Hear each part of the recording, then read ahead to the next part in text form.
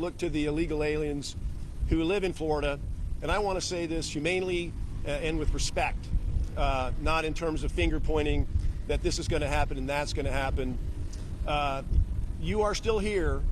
Implicit in that is the notion that you are aware of DHS Secretary Kristi Noem's CBP home platform. It's an option for you to self-deport, to have your flight home paid for, to receive $1,000 when you arrive back in your home country, and very importantly, for you to be eligible to return to this country in the ordinary course the right way, the lawful way.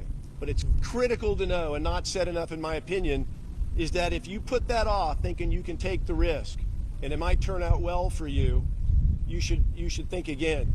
Because if you are arrested and you come to a place like Alligator Alcatraz, you are not eligible for CBP home. You're not eligible for that.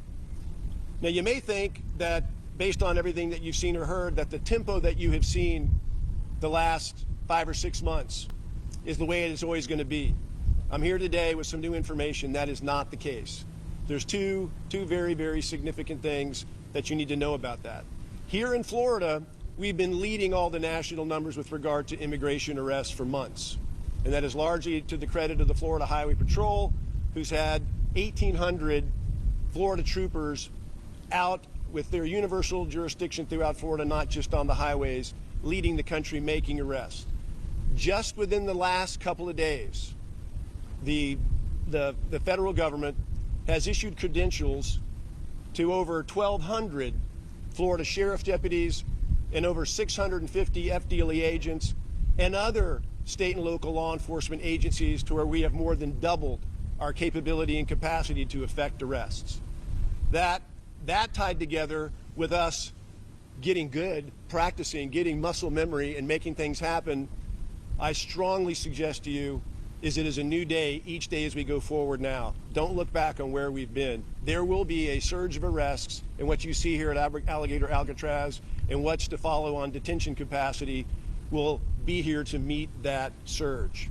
The other thing, the last thing I want to say about this is that if you're thinking is that, well, it's not so bad if I get arrested, because you know, and you have seen, and we have all lived and seen the last 4 years of catch and release.